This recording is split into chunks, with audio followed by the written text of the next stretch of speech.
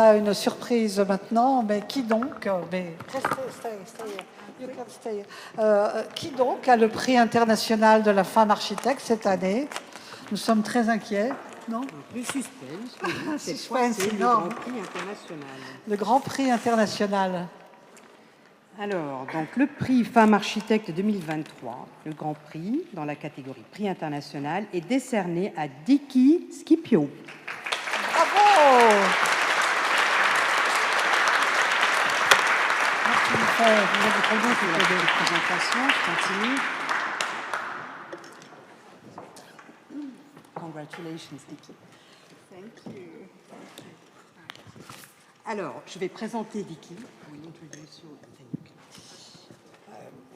Alors, Diki, une femme extraordinaire, qui a une formation multiple. Elle a d'abord fait des études en art appliqué à la Royal Academy of Arts à La Haye. Elle est formée au design industriel, au design graphique, au design de mobilier et à l'architecture d'intérieur. C'est sa curiosité qui l'a ensuite menée à faire des études d'architecture à l'Academy of Architecture de Rotterdam pour lier l'art, le travail intellectuel et la construction. Elle a donc une casquette multidisciplinaire. Elle s'intéresse à toutes les échelles de projet, du master plan aux détails de design intérieur. De même, elle s'intéresse à toutes les phases de projet, avec une appétence particulière pour les phases d'exécution. Elle aime échanger avec les équipes de chantier. Là, elle apprend à connaître les ouvriers impliqués dans la construction et elle tisse avec eux une histoire qui les rendra fiers de ce qu'ils ont réalisé. Je trouve personnellement que ça se sent dans son travail, vous allez le voir tout à l'heure, aucun détail n'est négligé. Après avoir eu une agence de design de mobilier, une galerie d'art appliqué, Diki commence à travailler dans les agences d'architecture aux Pays-Bas. Ensuite, elle rejoint l'agence Claus & Kahn Architekten à Amsterdam, puis à Rotterdam, où elle devient partenaire en 2002. En 2014, les deux associés Claus et Kahn se séparent et l'agence est reconfigurée sous le nom de Kahn Architekten avec 3 fondateurs, donc Kees Kahn, Vincent Panuzel et Diki Scipio.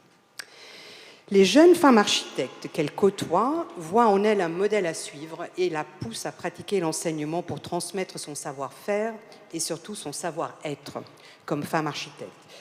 Elle accepte donc aujourd'hui une chaire à l'université de Münster en Allemagne où elle enseigne dans plusieurs studios de projets, licences et masters.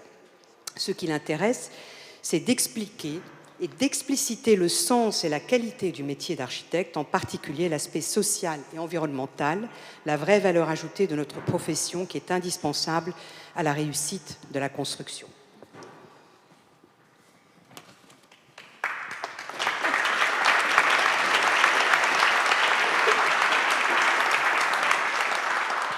Un dernier petit mot, en fait, pour vous dire que si elle a séduit le jury à l'unanimité, d'ailleurs, c'est aussi bien par la qualité architecturale de ses projets que par sa personnalité et son engagement dans différentes activités.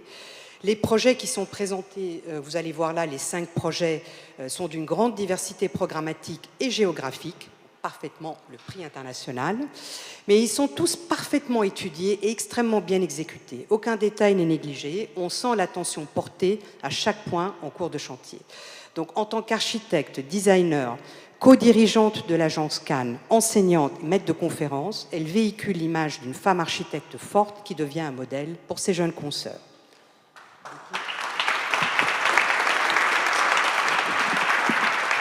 Okay. Thank you, Naila.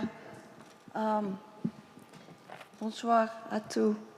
Je m'excuse, je ne parle pas français. So, I'm sorry, I have to address you in English. But Naila will stand beside me to help me out. Okay. Well, first, I would like to thank you, Madame Catherine Guyot, because it's so special that you initiated this and that you organized all this. And I think we women should thank you a lot. Thank you. Merci.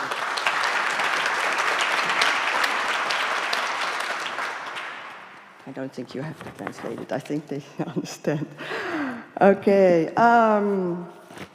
So, thank you, jury. Thank you all for being here. I'm so happy to be here in Paris with you. I'm really proud. And I would like to express my enormous gratitude for this recognition of my work and the opportunity to take the podium to speak in favor of all those wonderful women within architecture. I also want to thank one special member of my staff, Valentina Benzik, who insisted on applying for this award. And she did a lot of work to make me stand here. I will tell you a little story. I was always just busy with my work, not thinking about the other women in the profession. And then one day, the young women in my office, they cornered me and they said, okay, Dickie, listen. We desperately are in need of role models, female role models in our profession. And whether you like it or not, whether you acknowledge your work or not, you have become one because of your work. And with that, it comes a responsibility. And if it's not for you, then it is for us. You have to stand out. You have to start speaking.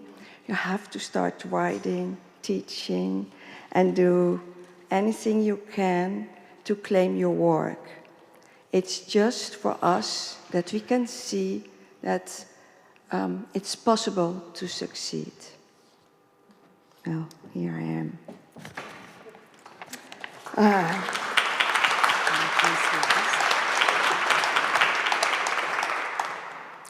Donc, tout d'abord, Dickie qui tenait à exprimer sa gratitude pour cette reconnaissance de son travail et pour l'opportunité de prendre la parole en faveur de toutes ces femmes merveilleuses au sein de la profession. Elle tient également à prendre un moment pour remercier Valentina Benzik, si je l'ai prononcé correctement, qui a insisté pour poser sa candidature à ce prix et dont le travail a rendu ce moment possible. Donc c'est elle et quelques autres jeunes femmes dynamiques de l'agence, de Dickie, qui l'ont interpellée un jour pour lui dire qu'elles avaient besoin d'un modèle féminin. Il leur manquait un modèle féminin. Donc qu'elle le veuille ou non, à travers son travail, Dickie est devenue un modèle pour toutes ces jeunes femmes. Donc si ce n'est pas pour elle qu'elle le fait, c'est pour toutes ces jeunes femmes qui poursuivent une carrière en architecture. Elle a dû se lever, devenir plus visible, aller donner des conférences, enseigner, prendre la parole, prendre le podium et revendiquer son travail. La raison pour laquelle elle est là. Okay, thank you. So I'm so happy I became an architect. I discovered this is a profession in which you can basically do anything. Oh, I'm sorry. You can do anything you want in this profession. I think basically the only limit that you've got is the limit of your own imagination. You can work with your hands as well as your mind. You can write and research. You can speak, lecture, and make movies. And you can have a serious look into the kitchen of all of your clients. That gives you a big advantage. But best of all is that you can build. I am very much aware that this is a profession that we do not alone. We cannot build without the trust and the finances of our clients. We function within teams, big or small, collaborating with various advisors and colleagues across many disciplines.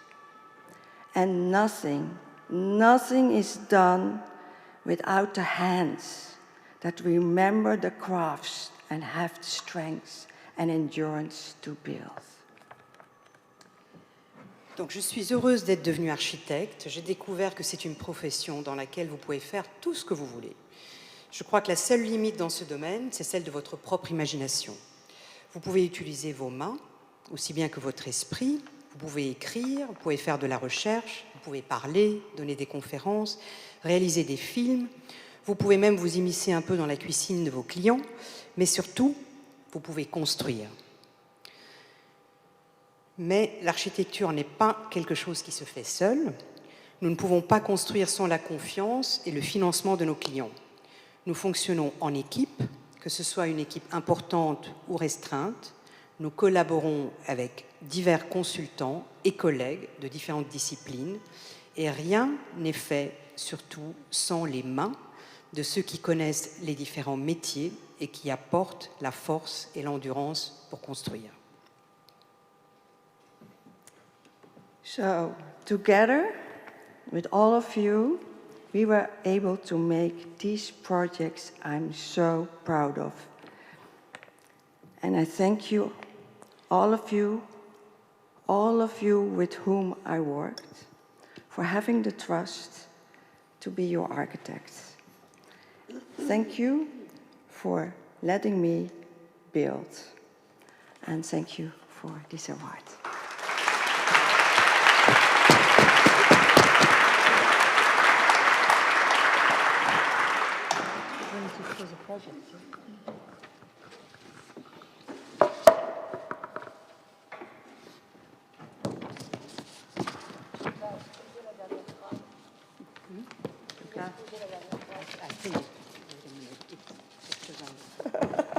Yeah, I keep letting it go.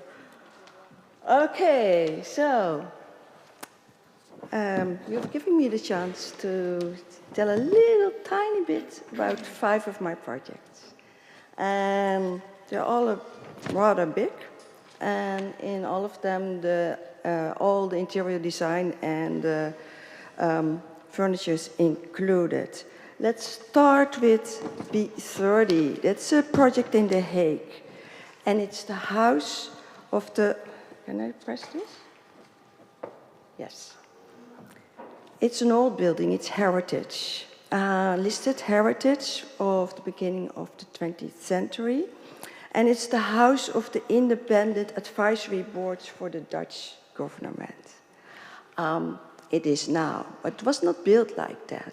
It was built by Knotto, the original architect, as a bastion of power. And the hierarchy in the facade is showed.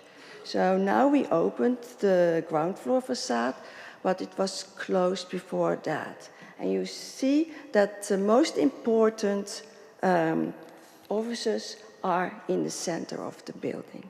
Well, our government wanted to have this building to be open, transparent, and representative for their new approach to society.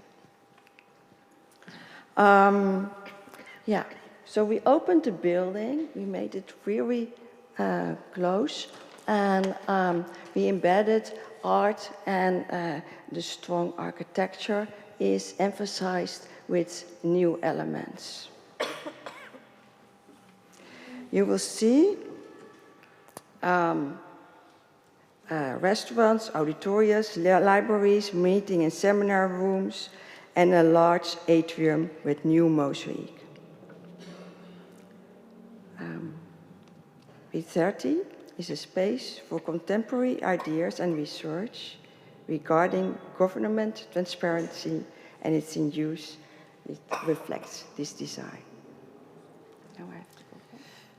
Alors, je pense que vous avez les images encore en tête. Ce bâtiment est le nouveau siège des comités consultatifs indépendants du gouvernement néerlandais. Le bâtiment était conçu au début du XXe siècle par l'architecte d'État Knuttel, comme un bâtiment beaucoup plus fermé et représentatif, dont la conception était très hiérarchisée.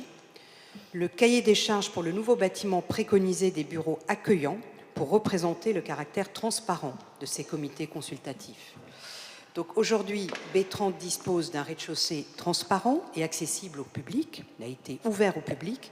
Il comprend un restaurant, un café, un auditorium, une bibliothèque, des salles de réunion, de séminaires.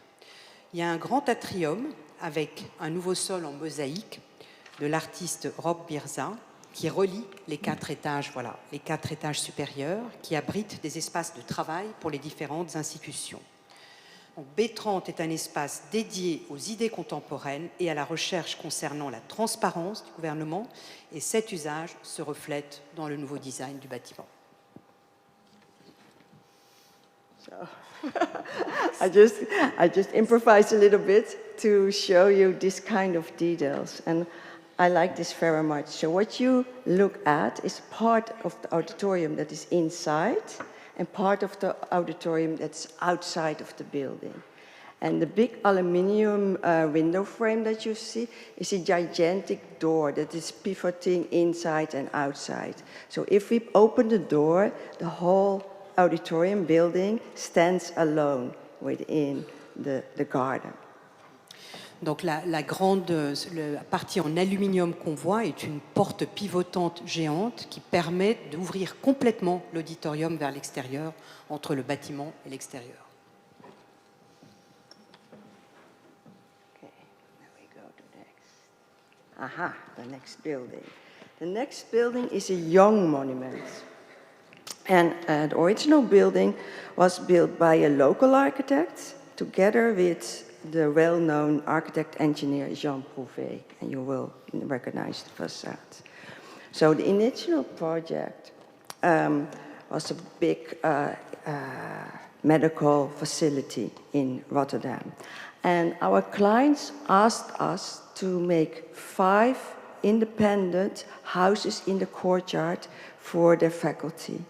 But instead of that, I proposed to combine all the program for the students and make a back house for the administration.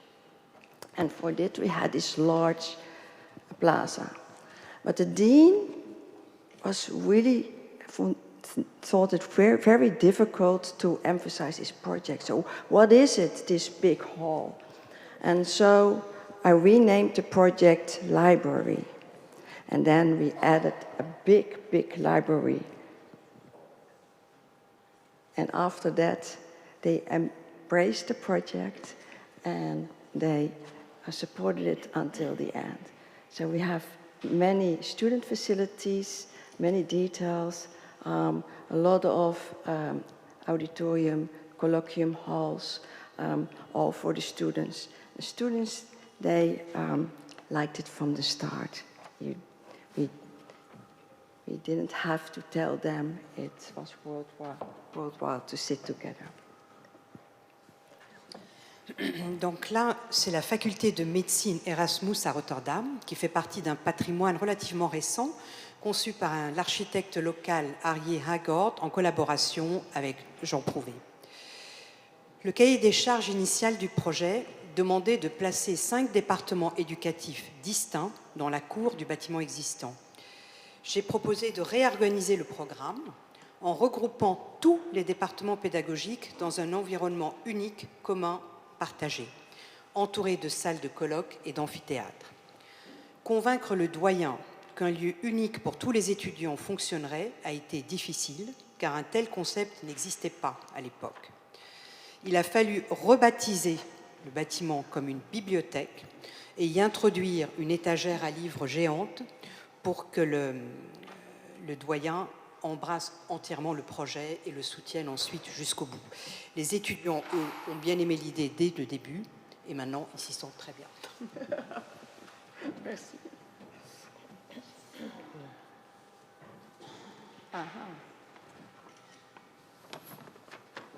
Good. This is the University for Geo and Environmental Research in the University of Tübingen. And this is a new building. It's a geomorphical center in one of the oldest universities in the world. And it researches everything from Earth and Earth's layers and how you can reuse it in the new environmental demands. So the building is in a setting with a lot of brutalist buildings, so concrete, really heavy buildings.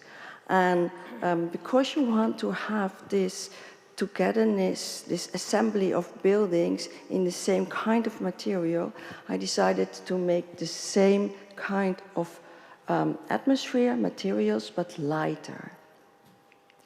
And within the building, a lot of references and codes towards the geomorphical idea are represented. Like here, this is a staircase, and in the staircase you see the combined concrete and a nut wood integrated in a form that goes from small to big. In the atriums, you see the cut marbles that are rough to polished, and you have all these little fossils inside. And it's embedded in a beautiful geological atmosphere. Donc là, il s'agit du centre de géomorphologie de l'une des plus anciennes universités au monde, à Tübingen en Allemagne. C'est une addition récente au campus qui s'intègre parfaitement dans la configuration de magnifiques bâtiments brutalistes. Donc le nouveau bâtiment, lui, de la faculté abrite des laboratoires, des bureaux, des salles de colloques, un amphithéâtre et diverses installations étudiantes. Le résultat, c'est que cet élément se distingue aussi par une certaine légèreté dans l'ensemble en béton un petit peu plus lourd du campus, et tout s'inspire du monde de la géomorphologie. On voit par exemple ici l'escalier monumental qui ressemble à un fossile, et ensuite cette façade en pierre, les patios, qui est construite avec de la pierre brute et qui commence en partie basse par de la pierre plus brute et qui se retrouve en haut avec une pierre plus polie. Donc ça fait référence aux couches géologiques. Et comme dans d'autres projets, il y a eu une collaboration avec un artiste. Dans ce cas, c'est l'œuvre Bohrschnitt précaire qui a été créée par l'artiste Bruno Schmidt. Okay, well, this is the Royal Museum of Fine Arts in Antwerp. And this project took me 20 years to build. It was not to build all the time, but there were a lot of political and financial issues. But we finished. Last year it opened, and within the first 8 months we had over 500,000 visitors. It is a very strong building, a building that people told me would be demolished long before, but they had too much art, and it was simply too heavy and too big to demolish. So it was still there, a 19th century building, one of the first that was built within the museum typology as a public building. So I thought it was part of its own collection. So what we did, we brought back the essential root in the old museum. We restored the essential sphere of the old building. And within the building, in its heart, we designed a complete different new museum, complete different forms and materials. In big contrast, 2 museums in 1 building. Donc ce musée, le musée royal des Beaux-Arts, le musée royal des Beaux-Arts à Anvers, il a fallu près de 20 ans pour réaliser ce projet, en raison de retards politiques, bien connus, ou financiers. Donc, le musée a ouvert ses portes l'année dernière et durant ces 8 premiers mois, il a attiré plus de 500 000 visiteurs. Le travail de rénovation détaillé s'est concentré sur la restauration des caractéristiques du musée du XIXe siècle. Il était pionnier lui-même dans la typologie des bâtiments publics, donc en quelque sorte partie intégrante de sa propre collection. Nous avons ramené dans les salles historiques les couleurs, les matériaux, mais aussi tous les tracés d'origine, insufflant une nouvelle vie au patrimoine du musée. En plus, nous avons introduit un nouveau musée vertical, caché au cœur du bâtiment ancien, une entité complètement autonome construite dans les 4 patios d'origine. Ces espaces contrastés, mais en dialogue, coexistent comme deux mondes différents dans un seul bâtiment. Donc l'expérience n'est pas toujours prévisible, mais elle est toujours en équilibre. Et les deux parcours sont stimulants et au service de l'art. And the last one. Wow, this is difficult. You know, normally I have one project and I've got about 200 slides and I can tell about every detail and how it is constructed. And in 5, it's really difficult. But we tried for the last one, and that is a palace. And it's a palace from our royal family. It's 17th century palace and needed to be restored as all the other projects, and it also needed to have an extension. And if you want to have an extension in a palace, and the palace is not that big as the Louvre, you can't make a pyramid. So where do you leave the whole extension?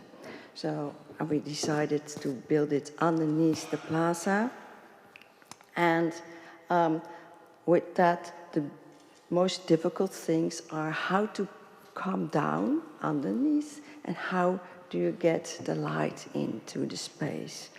And we did that by getting the light to the pound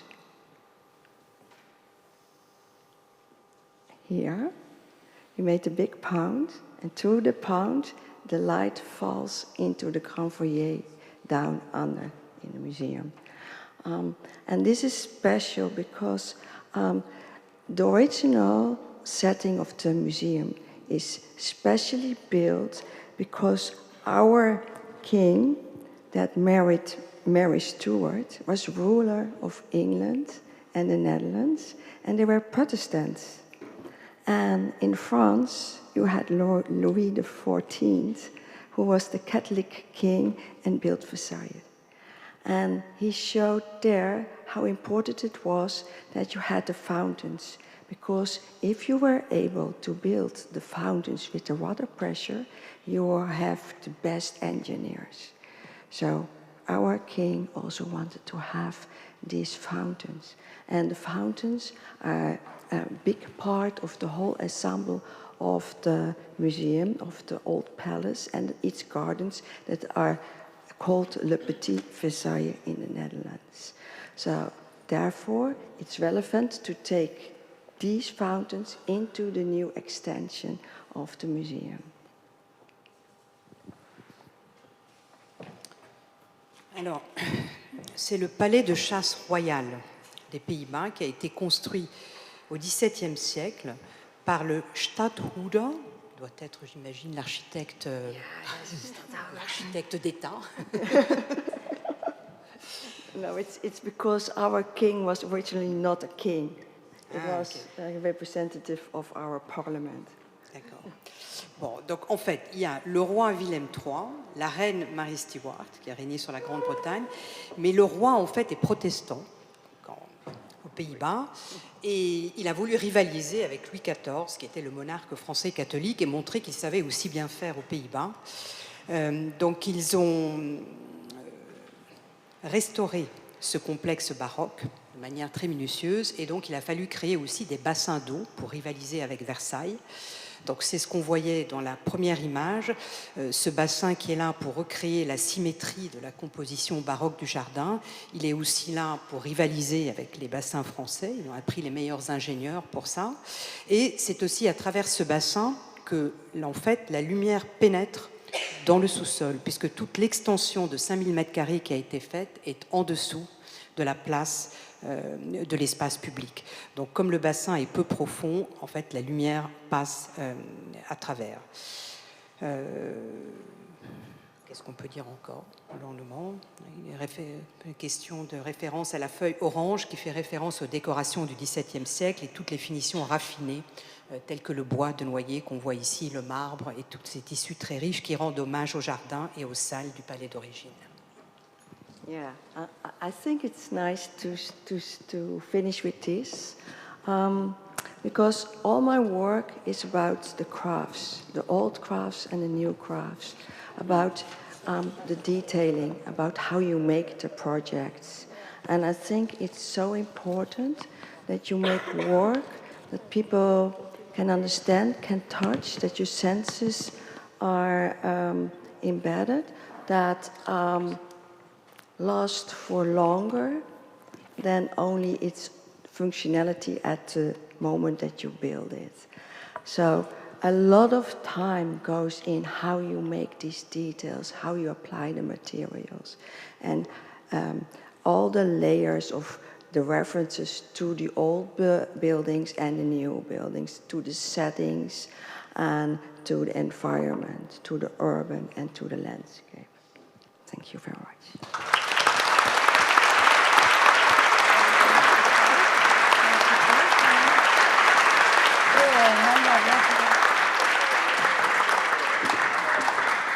Bravo à vous et vraiment nous sommes très honorés de vous avoir parmi le groupe des femmes architectes internationales de l'ARVA. Toutes nos félicitations.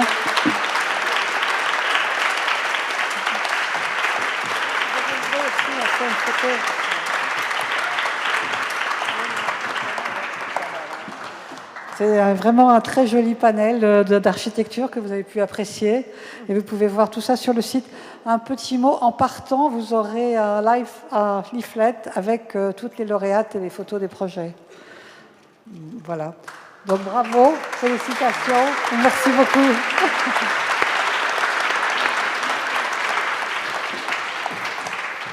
And congratulations to all other architects. I'm really proud of you.